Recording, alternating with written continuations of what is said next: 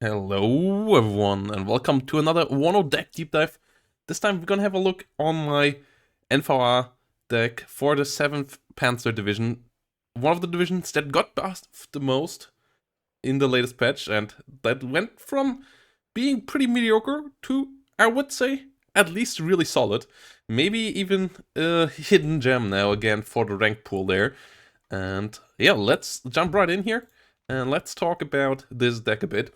And we start in the logistics tab, which already is quite solid. You get good amounts of ammunition, no cheap smaller truck, but the T813s and the Urals are all solid trucks. The T813 is really helpful for resupplying your artillery and your helicopters. And yeah, the Urals pretty good for frontline. Free availability on the SPW, still great. It's a nice little vehicle and it has some armor. Only 6 hit points, so it doesn't take too much to kill it, but with its some slight armor, it can survive a bit of damage, which is helpful. Infantry tab is a solid tab as well, especially since BMPs got cheaper again. The BMP 1PC with the Fagot ATGM, which is a solid ATGM, not the greatest, but decent. Also, the East Germans profiting from all the resolute traits makes all their units solid bit better in fights as well, taking a bit more of a beating before they run away. So even the zero-vet Sicherungs are not as easy to bring to a rout as with other zero-vet units. And yeah, Modschützen BTR coming in here with 1 HGM, and then the Pioneer Flum here with the SBW coming around as well. MTLB is now 15 points, but I don't think they're better or worthwhile bringing over the SPW70, even for the 15-point reduction here. So we stay with the SPW for the speed here, because we have, outside of that, a lot of slow units, so having one fast unit doesn't hurt. Modschützen, SVD, currently don't have an AT weapon yet, don't have a 4-weapon slot yet. Once they get that, you could bring them around, I think, instead of one of the others.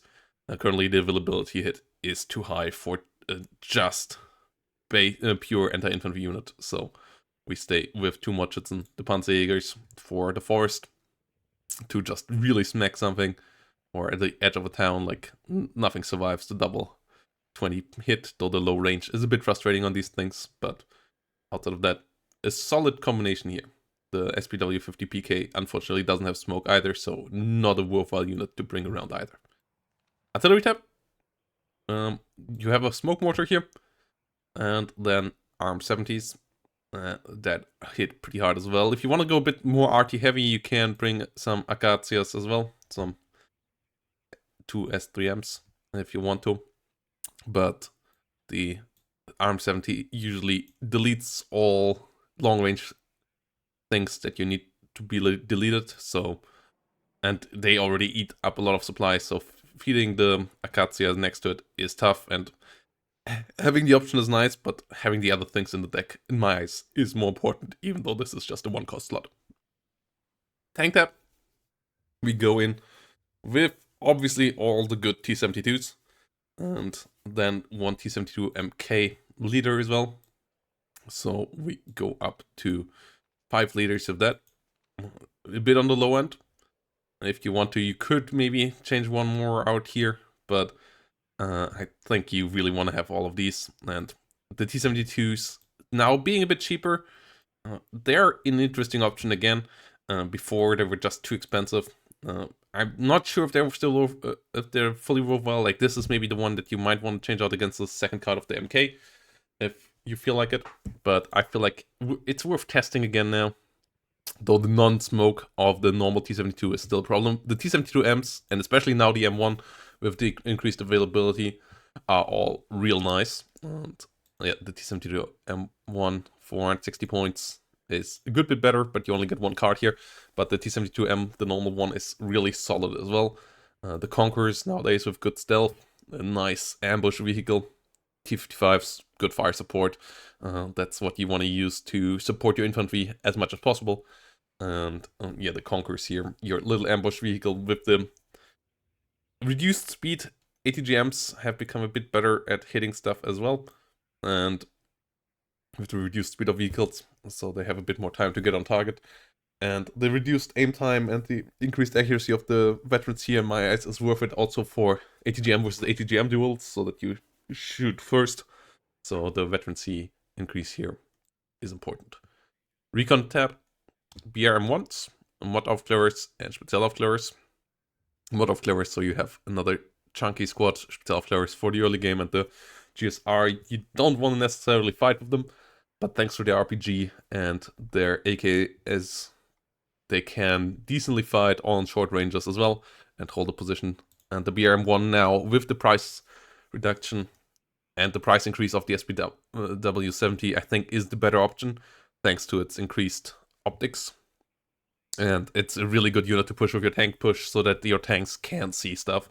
3 frontal armor and smoke for 10 points more here.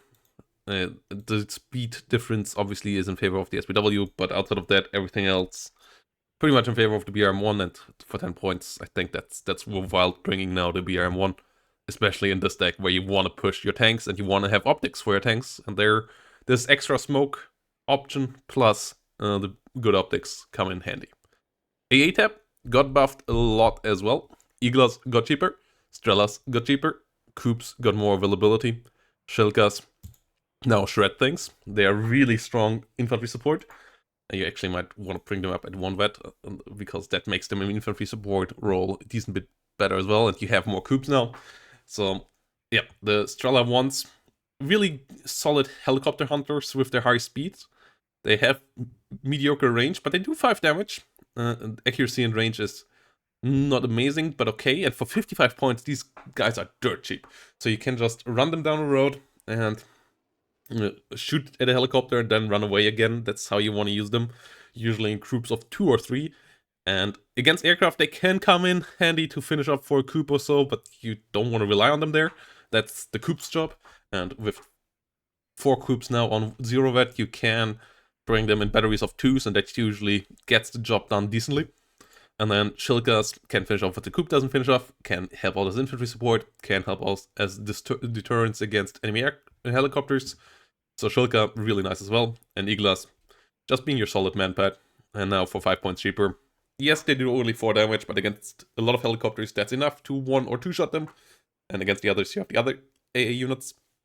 And they can hold on the flank. They are only 35 points once you sell it. And yeah, now the Strela for sure is not an option without bringing any more if you have an Igla. So yeah, just bring the Igla on 1 vet. They also get a decent bit better accuracy and especially aim time. That's why I bring them on 1 vet, plus they up vet faster here. So 1 vet, always for the manpads in my eyes, is a must, because you don't want to spam that many manpads usually anyways. Helicopters, Mi-24Ds, Mi-24Ps, both buffed as well. So this deck really got buffed across the board. Mi-24Ds here with the Phalangas now dealing 20 damage. They are still not an amazing ATGM, but if they hit quite well now, which changes the role of this helicopter a decent bit. You can now one-shot all IFVs. You can now damage tanks decently if you get side shot and so on. So this thing now really has some kill power with its ATGMs before, whilst you used it usually as just a rocket helicopter. Now it does both roles okay. And that's for 120 points. That's with 2 availability. That is pretty nice. Mi-24P, AT, coming in nice as well, as its cocoons got buffed even further now. Fast flying, plus 20 damage. Fantastic little attack helicopter here, really. So Mi-24P, absolutely gorgeous little helicopter too. And yeah, helping out on the top end if you need some long range, if you need some killing. 10 ECM, helpful as well. It's not the best helicopter out there, but it's a really good helicopter. And 3 helicopters that are decent, that have 10 HP, that now also can survive, is a nice addition. And Heinz in general give Pact a nice on average buff, though obviously if you're against Apaches, you are at a disadvantage for the most part. Air tap is a strong one as well, or a tank tap that is. You don't get that many slots nowadays, but the MiG-23ML is a surprisingly good MiG-23 because it has long-range missiles that do actually hurt, and that for 165 points airframe is nice. The accuracy is pretty low, but good range, with range scaling and so on. That can work out as well quite nicely. 3 availability is solid as well. The R60Ms are not great, but together with the R24R, if you get a hit of each, you get a kill. So that is helpful as well. And MiG-21 bombers, solid still. Yes, they're not as abusive anymore as they had once been, but they're still really nice. Su-22 clusters help out against heavy tanks. If the enemy only has 1 or 2 heavy tanks, they can do the job. Same for the Su-22 M4K here, and that allows your T72s then to roll through. That's why you want to have these guys, and that's why you don't want to bring, for example, the MiG-23 MF here, because you need these guys here to work and to function at the right moment. You don't need it like in KDA for pushing around for enemies, so the MiG-23 MF for the slow play is not really for this deck, because usually when you engage, you want to push through, and there the MiG-23 is just too unreliable to get the job done. MiG-21 BIS could be an option as well. The rockets got fixed decently, so it's a really cheap, affordable option for some fight support against ATGM teams, but I feel like you need the extra AT, and the MiG-21 BIS HE is just a bit better of an all-rounder. So that is the deck. The weaknesses of the decks are still on the really long range. You don't have a lot of ATGMs, and the ones you got are not amazing. The Conquerors is solid, but the BMP ones only got Fagots, and your T72s don't have any gun-launched ATGMs, and only 2,100 meter range, so you need to find a way to get into that range. On some maps, that's quite easy. On other maps, it's not as easy. What you got for it, though, is a tank that is really survivable and can deal a lot of damage when it gets into range compared to its price. So T72 really overperforms in those mid-ranges, and you can get a cheap, really strong armored fist quite quickly, and that is your one strength.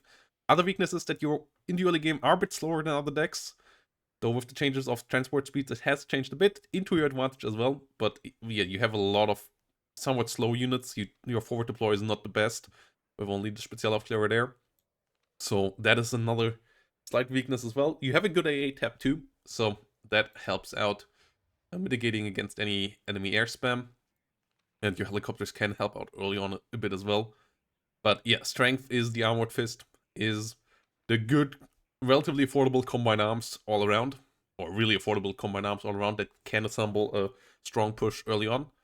Your late game, not the greatest, your early game, not the greatest, but you have one of the most powerful mid games possible in the game currently. So yeah, let me know down below what you think about 7th right now, where you would put it on the tier list, and what you might have changed on the deck. And yeah, let's see you all in the next one, guys. Thanks for watching. Don't forget to subscribe, and bye-bye.